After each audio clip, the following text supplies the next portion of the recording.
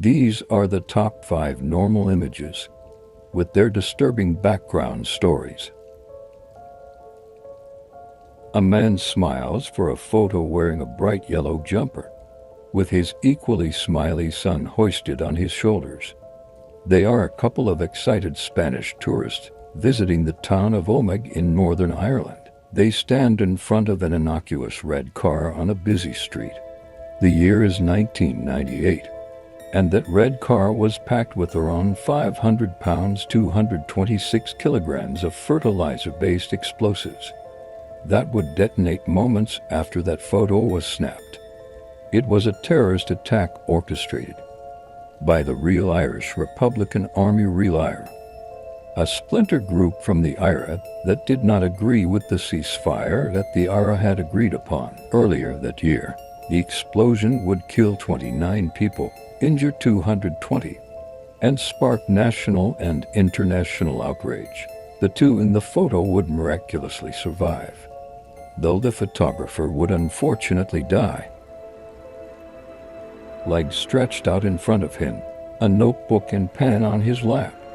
David A. Johnston directs a sunny smile to the cameraman, Harry Glicken, who was a student of David's. His demeanor is relaxed and excited, as he should be. He is a volcanologist studying the rumbling. Mount St. Helens. 13.5 hours later, Johnston would be killed by the eruption of Mount St. Helens. His last words shared over the radio to the closest U.S. Geological Survey office were, "Vancouver. Vancouver, this is it." The photo shows a 300-pound black bear in the forest. The bear is around 100 feet 30 meters away behind a fallen log and seems to be following the photographer. The photo was snapped on a phone by Darsh Patel, a 22-year-old Rutgers University student who had decided to go hiking in West Milford's Apshawa Preserve with 4 of his fellow university friends. Unfortunately, the bear ended up chasing the students, so they decided to split up. When they regrouped, one student from the group was missing, Darsh Patel. Patel's body was recovered 4 hours after police arrived at the scene. He had been mauled by the bear he had photographed only moments beforehand. His phone would also be recovered with puncture marks and this foreboding photo. Dressed in an oversized red shirt, 18-year-old Jolie Callan stands on top of a sheer cliff face and takes a photo of the beautiful view below of Penhody Trail in Chia State Park in Delta, Alabama. She had just hiked to this scenic location with her ex-boyfriend, Lauren Bunner, 20. Moments after this photo was taken, Lauren would shoot her in the head twice with a .22 caliber Ruger Bearcat revolver and throw her body off the cliffside. He would later call the police and say that he killed his ex-girlfriend, turning himself in. The pair had dated for 10 months before Jolie broke up with Lauren, as he was controlling and did not allow her to meet with her friends. Despite the breakup, they kept in regular contact. They even had a dog together, 2 months after the breakup. Lauren invited Jolie on the hike where he would end up murdering her.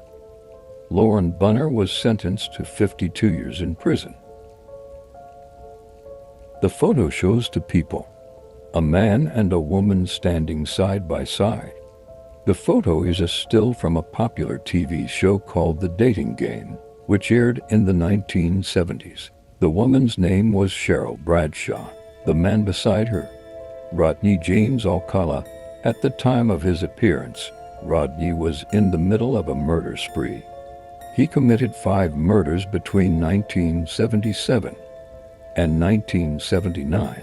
He would torment his victims by strangling them to unconsciousness, allowing them to regain consciousness, and then repeating the process again and again before killing them. He was described as a killing machine. His exact murder count is unknown, but he was caught and convicted for 7 murders.